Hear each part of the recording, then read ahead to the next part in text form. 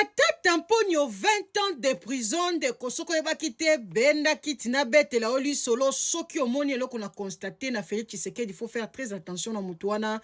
Aleki nyoka na somo bandeko soki ezali oyebite. Yaka na bete Oli Solo na ndenge nini fo boyoka esomo.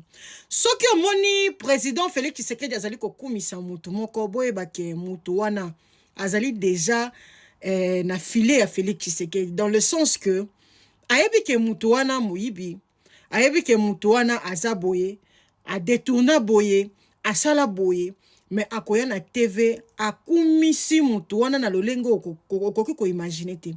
Mais après wana okomona kaka ba dossier ezali kolanda na sima. Boka ka président ndenga akumisaka no système o Matata Mponyo atiaka bandeko. Soko landaki procès Matata Mponyo te kendo yoka. Bandeko ba million mboko oyo toza na chance te. Matata balobi bazali ko condamner par défaut. Na rumena te bolanda. Que je donne ma position sur les défauts de comparution des 3 prévenus. Monsieur le Président, si l'on a des droits, on a aussi des devoirs. Et un des devoirs imposés à toute personne, c'est le respect de la justice. Monsieur le Président, il est inacceptable que les prévenus puissent narguer la plus haute juridiction du pays. Ce ne sont pas les individus qu'on nargue, mais c'est le pays à travers cette haute juridiction qu'on est en train de narguer aujourd'hui. Monsieur le Président, je vais commencer par le prévenu Matata Mponyo, qui excipe de ses immunités et d'une soi-disant décision de l'Assemblée nationale à laquelle il appartient, qui l'empêcherait, qui justifierait son absence en ces lieux. Monsieur le Président, les immunités ne sont pas synonymes d'impunité.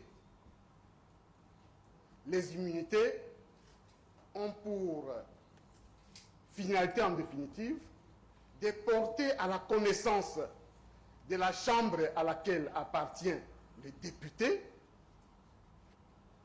que des poursuites sont engagées contre la personne.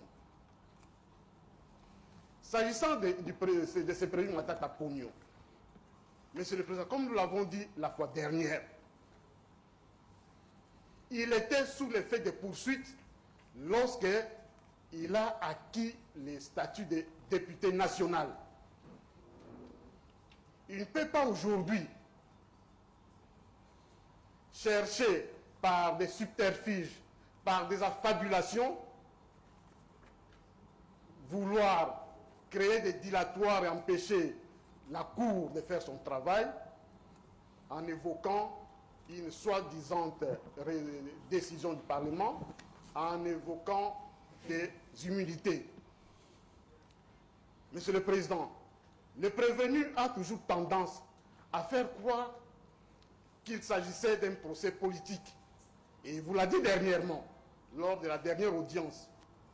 Monsieur le Président, s'il s'agissait d'un procès politique, mais c'est votre cour ici qui lui a reconnu, qui d'abord lui a permis de se présenter aux élections. Cette même cour lui a donné l'occasion de se présenter comme candidat président. C'est votre cour qui a validé sa candidature.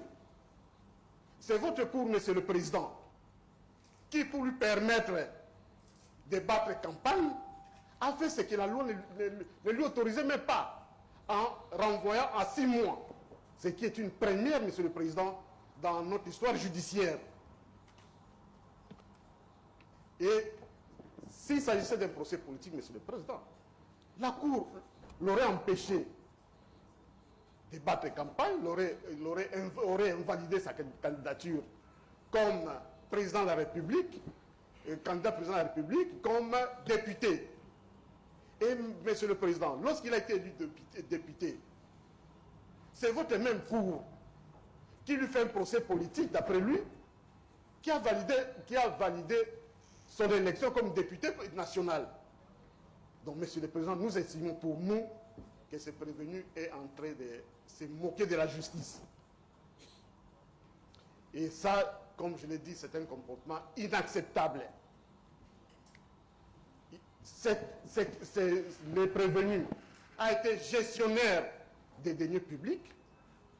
Il doit répondre de sa gestion. Il doit répondre des faits infractionnels mis à sa charge à l'occasion de sa gestion à l'occasion de la gestion de la chose publique. Donc il ne peut pas aujourd'hui se réfugier derrière les immunités pour se donner une certaine impunité.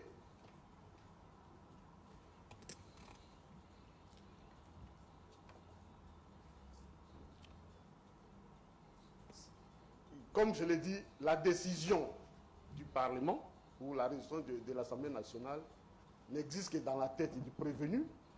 J'ai eu à compulser les dossiers, Monsieur le Président. Je n'ai vu aucun écrit de l'Assemblée nationale, si ce n'est que la fabulation du prévenu.